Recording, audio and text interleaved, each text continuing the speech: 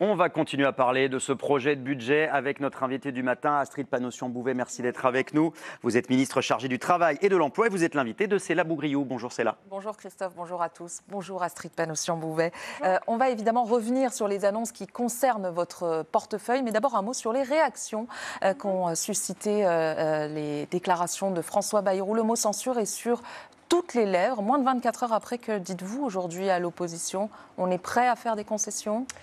Ça veut dire que le Premier ministre a mis les pieds dans le plat. Tout simplement, qu'il a rappelé certaines réalités évidentes qui concerneraient aussi un ménage. Quand un ménage a un revenu de 100 € et qu'il a une dette de 114 €, ce qui est vraiment le cas aujourd'hui de la France multipliée par des milliards, eh bien, la situation n'est pas tenable. Et ce que dit le Premier ministre aujourd'hui, c'est qu'on arrive maintenant à la dernière possibilité d'avoir encore des choix sans avoir à subir les choix de nos créanciers, à ceux à qui nous devons de l'argent. Et ça passe par un ralentissement de la dépense publique et par également un ralentissement de la dépense, comme pour les ménages d'ailleurs. Et pas de concession dans l'immédiat. Et puis également une augmentation de la production et du travail, comme pour un ménage. Et donc ça, c'est ensuite des premières orientations sur lesquelles on doit discuter avec les différents partis politiques. Mais je pense que ce rythme ce rythme qui doit nous permettre à partir de 2029 de stabiliser simplement la dette, il est tout simplement non négociable parce que sinon c'est la souveraineté du pays qui dépend.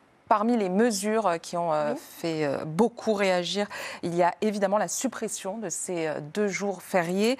D'abord, vous, à titre personnel, considérez-vous qu'il y a eu tout de même une maladresse sur le choix de cette date, notamment celle du 8 mai, jour de victoire contre les nazis, et surtout à l'heure où on demande aussi beaucoup d'efforts aux Français pour soutenir la paix européenne? Alors, sur la question de la date, c'est une question qui m'a fait réfléchir, effectivement.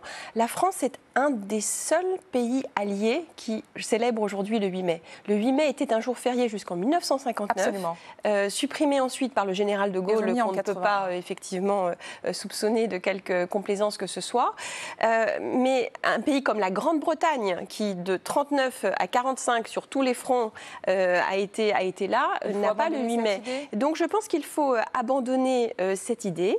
Et sur la question des jours fériés, peut-être rappeler ce que ça veut dire un jour férié. Un jour férié, c'est un jour payé, mais qui n'est pas travailler. Donc ça veut dire qu'un jour férié, on ne va pas au travail, mais on est quand même payé. Là, ce qu'on va demander aux Français, c'est pour 2 jours fériés d'aller travailler. Sans être payé. Parce qu'ils le sont déjà. Il y aura une sensation de baisse de salaire pour ces Français-là. Ils le sont déjà. Et la contrepartie, c'est que la contrepartie de la richesse créée, enfin de la production créée par cette journée de travail où on est au travail et pas chez soi, eh bien, les entreprises devront s'acquitter d'une contribution. Donc, tout le monde est mis à l'effort parce que je vous rappelle l'exemple du ménage, ralentir les dépenses, mais également augmenter le niveau de richesse et de quotité de travail pour pouvoir stabiliser la dette. C'est absolument impératif. Pour revenir sur cette date du 8 mai, vous dites décalons-la à un autre jour, le 15 août par exemple, comme certains le proposaient. Le Premier ministre a dit qu'il était très ouvert là-dessus. Par contre, ce qu'il souhaite effectivement, c'est que ce soit 2 jours fériés et que ce soit des heures d'affilée, parce qu'on a bien vu sur le lundi de Pentecôte comment ça s'est terminé, avec des minutes ci et là. L'idée, c'est aussi d'augmenter la production et la quotité de travail, le taux d'activité du pays. Et là, on arrive sur des sujets emploi-travail. Sur la réforme de l'assurance chômage, la dernière réforme, elle date d'il y a quelques mois. Pourquoi les syndicats accepteraient-ils aujourd'hui de renégocier avec vous quand on voit l'échec cuisant qu'a donné le conclave sur les retraites? Alors, la négociation sur l'assurance chômage, elle a marché.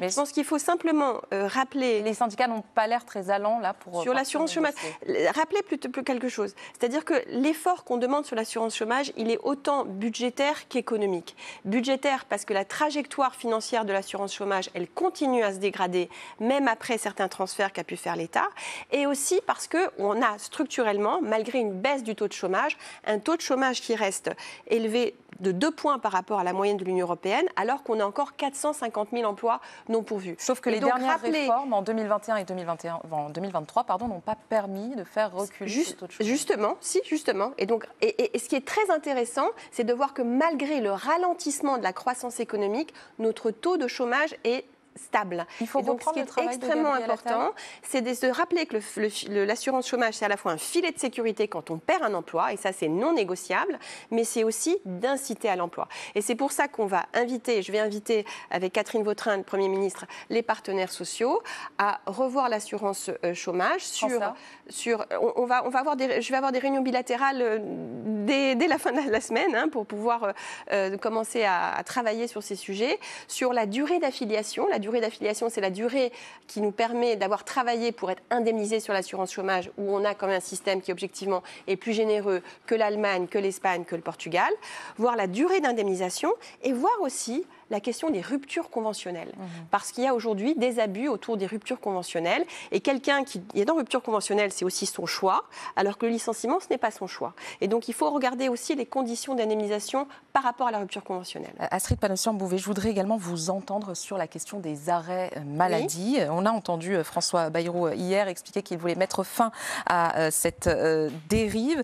Qu'est-ce qui est mis sur la table aujourd'hui concrètement? Par exemple, est-ce qu'il est question du transfert aux entreprises du financement des 7 premiers jours d'arrêt de travail? Vous avez raison, madame, de parler de dérive. Il y a un phénomène aujourd'hui où on dit « je me mets en arrêt ». C'est François Bayrou qui en parle. Et je me mets en arrêt.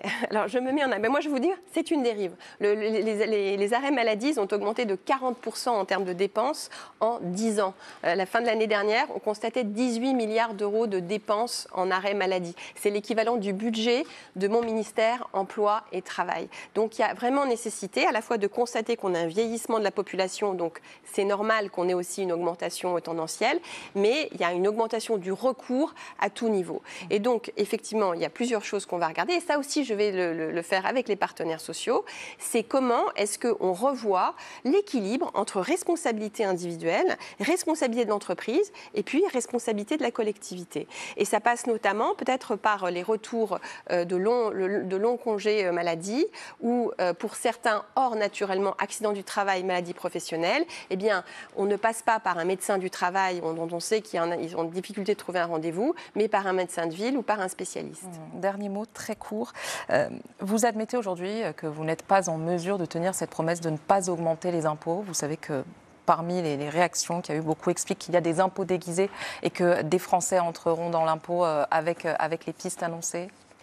C'est, je trouve, un plan très équilibré. C'est-à-dire que l'essentiel est quand même fait à 80% sur la réduction de la dépense publique avec des réformes structurelles, d'ailleurs qui concernent mon secteur, sur l'assurance chômage, mais également sur un assouplissement du droit du travail, sur CDD, intérim, temps partiel, mais également une augmentation pour les revenus qui peuvent se le permettre.